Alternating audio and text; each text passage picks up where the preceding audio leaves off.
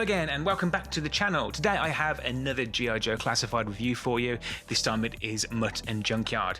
I picked this guy up from the Big Bad Toy Store. This is how much I paid for him. A little bit more expensive than usual, but then I guess he is somewhat of a deluxe figure. Nice to see we've actually got some more hands here. Unfortunately, I think that's only because he's a deluxe figure, but regardless, I'm loving that they've got new hands and more hands. This was one of the figures that was returning to the window packaging. I think it's probably the first one that's returned to it. Nice to see a return. I do prefer the window. I didn't mind the windowless, but it is nice to see the figures in the display. Some really nice artwork there of Mutt and Junkyard, and then he is, holy shit, number 113. Far out. And on the back, some nice shots there. It looks like he comes with an alternate head or just a mask. Anyway, we'll find out shortly. On the side, his particulars and the QR code. So let's open it up. Have a look. Okay, here he is out of the packaging with all of his accessories. As you can see, he comes with quite a decent amount of accessories.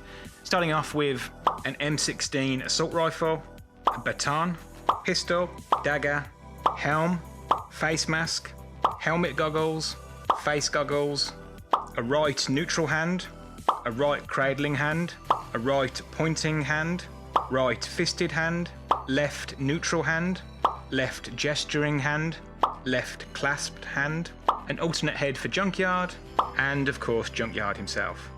So taking a close look at these accessories, let's start off with the assault rifle. Pretty sure we've seen this before, I forget what figure. It does have a removable clip. Mine wasn't warped, which was very, very surprising. These were all really difficult to get out of the plastic packaging. That's not a complaint, just be careful when you get yours. They can bend if you force them. So this is relatively straightforward, you know, just two colours, the matte black and then the green. Nothing else really of note. It does have the hole in the chamber there, so if you've got some muzzle flashes, you could pop one in there. Next up, let's have a look at the baton. This is identical to what we had with Shockwave. Mine is warped, not as warped as it was with Shockwave, but a little bit of heat just sorts that out. Nothing really going on here, just a straightforward matte black. And the pistol, this is also a little bit warped, but again, a bit of heat will sort that out. Relatively straightforward, just two colours. Nice that they are putting the holes in the chambers there for most of these weapons. So as I said, if you've got any muzzle flashes, you can use it on that one as well. It's quite nice. The helmet, and let's just have a look and see how that pops on. It's actually quite nice. It's like this dusty sort of copper.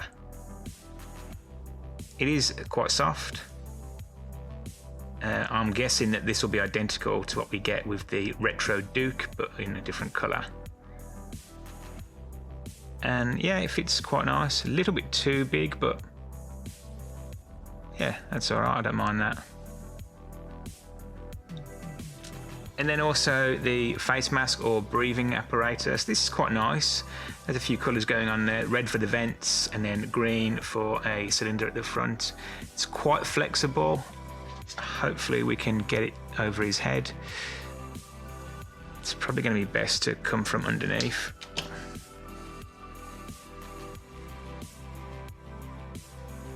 Yeah, that fits really well. Nicely done, Hasbro. While we're at it, let's take a look at these goggles. So this pair, the bigger pair, is for the helmet. I don't think we've seen these as yet. It's quite nice. They have like a, it's kind of like a bronzy metallic finish on the lens. And that's just to sit on the helmet.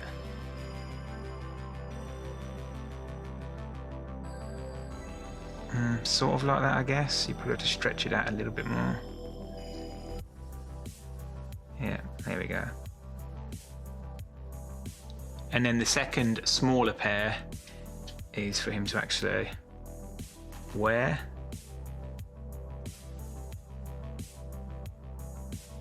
Oh yeah, that's pretty good. That went on really easily. Yeah, I don't mind that. Let's put everything on and see how it looks. Holy shit, that fits really well. I'm really surprised.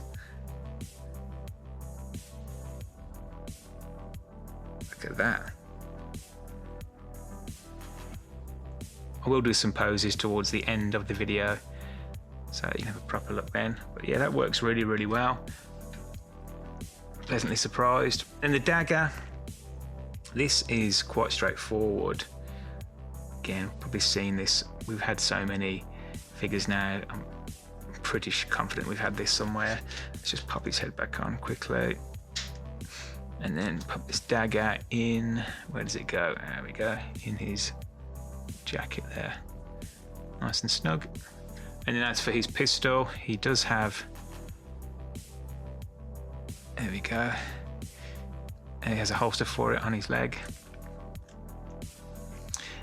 And then let's take a look at the extra hands. Now this is something I was really pleased with.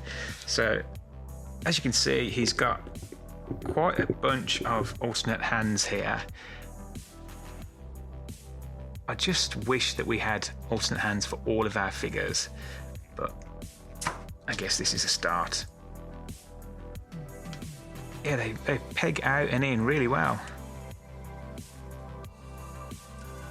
And let's try right, let's try the fist. Always give us fisted hands with our figures, please. Yeah. I don't mind that. Yeah, so he does have this larger, is it a bite guard, I think it's called? Not 100%, but it obviously is for handling Junkyard.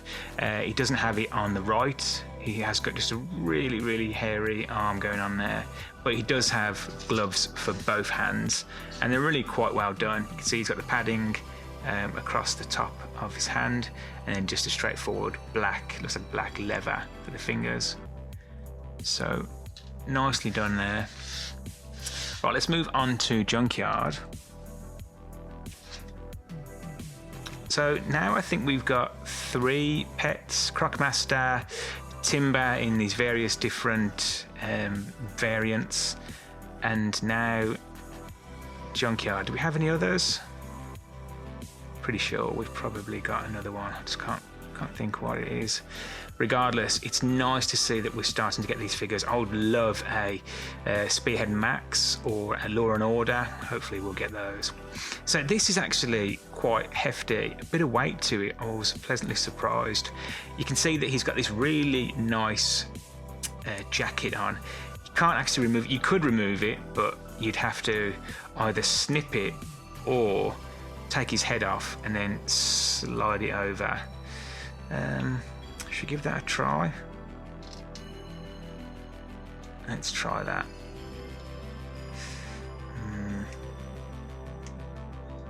No, I don't think I'm going to bother.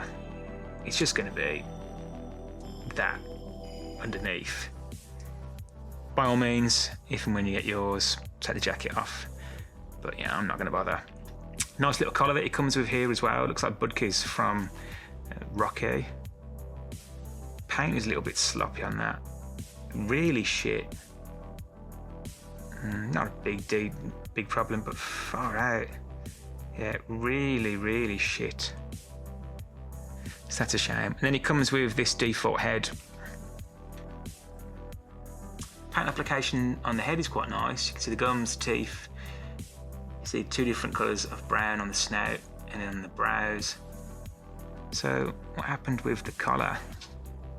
And then this alternate drooling, happy head. This is quite cool. No teeth on this one. Those are just licks of paint. So they actually haven't sculpted any teeth on this one at all. This one obviously they have. But all in all, it's really good. It's really good. While we're here, let's go over the articulation. So he has completely articulated limbs. It looks like he's got one... Is it a ball joint? Don't think it's a ball joint. It's just like a hinge. And then he has a ball joint here for sort of the elbow, and then another one for the ankle, and then a hinge on the actual paw, so you can get forwards and backwards. Same with the other front leg. The back is the same but in reverse, so he has a peg here, and then a peg at the knee. Man, that is really tight. I'm gonna break that. That's really tight, that one. And then he has another peg here, and then finally a hinge at the paw. So it's the same, but it just works in reverse. When I got my timber with the first Snake Eyes, where the first timber release with Snake Eyes, they put his legs on back to front. I was really pissed off. I still haven't fixed it. That is so tight. I'm gonna break that. Yeah, that's a shame, because I can't really move that back leg, that hind leg at all. That's disappointing. Regardless, everything else about it is really nice. The jacket is really well done. It's a sturdy plastic. It's quite tough. He does have this harness here, this handle at the top, which is a softer plastic, but still, it's quite pliable. And then just the two different types of green. So yeah, not much else to say about Junkyard. Nice looking piece. It's a shame about that back leg. I'll play around with it a little bit more, but anyway, there we go. Okay, let's take a closer look at Mutt, starting off with a quick comparison. I don't have the vintage, but I do have the 25th anniversary edition. Never had the vintage as a kid. As you can see, that they have done a smashing job here. They've really, really gone all in. He has pretty much everything that you see on the figure. He's got his dagger there. He does have the, it looks a little bit big, but yeah, the breathing apparatus. He's got his goggles, the helm. He doesn't have this. This is like a leash, and there's no leash for Junkyard either, and the gun is a little bit different. But other than that, I think you'll agree, they've done a smashing job. I really like it when Hasbro pay tribute to the original figures. That's why I get the 25th anniversary figures, because they're like the vintage, and that's why I get the classifieds, because they're like the vintage or the 25th anniversary. So well done there. Taking a closer look at the actual figure itself, the head sculpt is really, really nice. It's a little bit interesting that they went with that expression, but I can't complain, because not only is it really well done, you can see the teeth are really finely sculpted. Paint applications are really nice. It's even got this 5 o'clock shadow, and then obviously his mo. He's got some scars as well on his cheek that you can see there. Yeah, so really nice. But not only is a little bit strange that they've gone with this, but it's not really a big deal, because if you're not a fan, you just cover it up with the breathing apparatus, with the goggles, with the helm. So not a big deal. And then take it all off, and he looks super pissed off. So yeah, I think that's fair enough. And then the jacket is really well done as well. It is a floating piece. One thing that I don't like, which I'll come to in a minute, is this chest hair. I'll come to that in a moment. But this jacket, really, really well done. Again, peg hole in the back, no backpack for Mutt, but we do have the option there. It seems to be the case of all of our figures. He has some shells in here, and then his badge.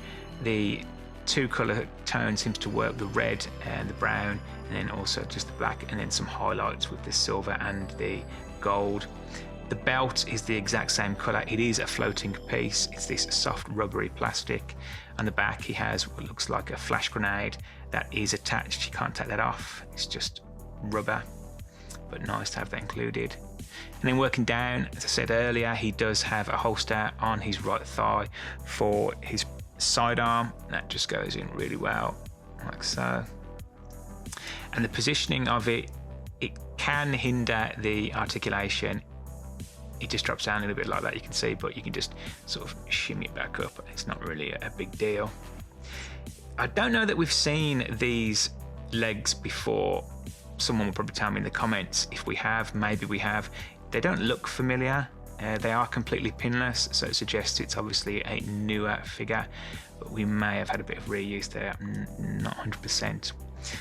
So getting back to the chest hair, I don't know if you can see, I don't know if it comes through on the camera, but they've used this really, really bright flesh tone that does not match the colour of the plastic. And man, look at the veins in his neck as well. That's really cool. So yeah, and then they've put these flecks of hair, and it just looks shit. It just looks really, really bad. It kind of takes away from everything else that's so good. The sculpt is really, really well done. You really have to see it. They have done a fantastic job with the sculpt. but that is just shit. Just put a white t-shirt or I don't know, any coloured t-shirt underneath. Don't go with that, it just doesn't work. The hair on the forearm, it doesn't look too bad because they've matched the flesh. Well, obviously they have because it's the plastic, whereas here they've painted it, so it just sticks out and it looks terrible. Yeah, so that is my only grumble with this. The overall look, everything else, super nice, super clean, really pays tribute to the original figure. It's just that's the only thing, and look, it's not really a big deal. Okay, let's check out Mutt's articulation. Now, one thing I will say with some of the more recent figures I've received, they have this sort of a Frankenstein feel to them, where you can see that they've used bits and pieces from previous figures and just slapped it together. Thinking about Shockwave, the bottom half of Shockwave, I'm pretty confident it was from an earlier figure, and it just didn't work. He was so top heavy. Even with a stand, he struggles to stand up. I'm pleased to report it does not seem to be the case with Mutt. I could be wrong, but it looks like this was made specifically for this figure, and I'm certainly hoping that that's the case, because that's how it should be. I totally understand that they need to get as much out of their tooling as possible. They need to reuse. I totally get that, but some of those figures, it seems like they haven't really put a lot of thought into it, particularly if the upper portion was built for a bigger body or a smaller body, and they've slapped it on some legs that just don't work. Not the case here. So in terms of the articulation, we're in for no surprises. The head has a peg down in the chest and then another up in the head. So you get a full range of motion down to about there, up to about there, but then he does get a complete 360 and the head wobble as well. Man, that head is really cool. Yeah, really pleased with that. And then at the shoulder, he has a butterfly joint, so all the way up to about there, and then full rotation, bicep swivel. Double jointed elbow, slightly restricted on this leg because on this arm rather, because of the glove. A little bit easier on this one. As you can see, the double jointed elbow gets all the way around. And then at the wrist, he has a complete range of motion and a hinge at the peg. They are obviously all interchangeable, so you know you can get full range of motion with all of them.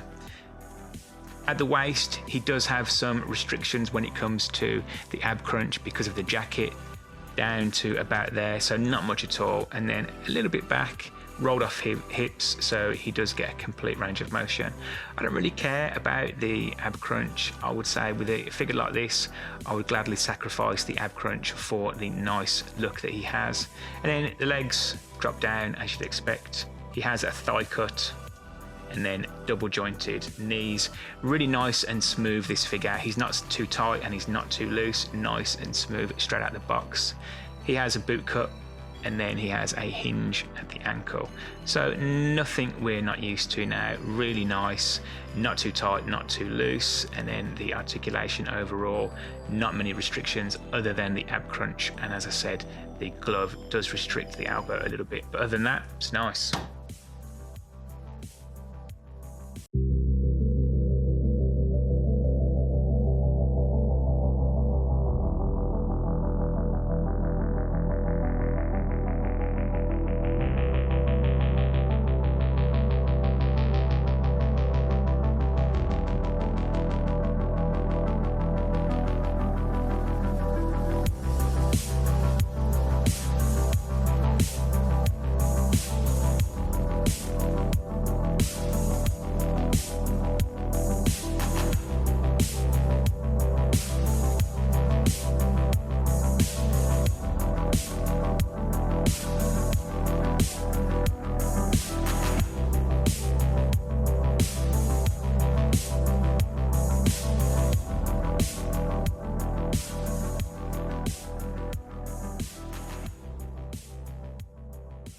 Okay, so my final thoughts on the G.I. Joe Classified, Mutt and Junkyard. Now, Hasbro had to get this one right. They absolutely had to do him proud. They couldn't afford to cut corners here like they have with some other figures. And I'm pleased to report that doesn't seem to be the case. He's a fantastic figure, a real homage to the original vintage Mutt and Junkyard. He comes packed with accessories. The inclusion of the extra hands is a godsend. I'm so pleased they've started to do that. I hope it's not just in the deluxe figures and we do get to see some basic figures with extra hands. The only only real issue I have, and it's probably just me, is I don't really like the articulation on Junkyard. I think the legs are really difficult, and he looks kind of goofy when he's sitting down. But other than that, it's very nice. The overall look is just spot on. He looks so good. I'm not a huge fan of the chest hair and the paint application that they use. It does stick out, it doesn't look great, but it's such a minor gripe, I can overlook it for everything else. I can highly recommend him. He's easily available to get. You can still get him on the Big Bad Toy Store. I'm not sure if Joel at Robo Toys has him yet if you are here in Australia, but no doubt he will get him, so stay tuned for that. And if you like this content, then please do consider subscribing and giving the video a like. And until next time, take care.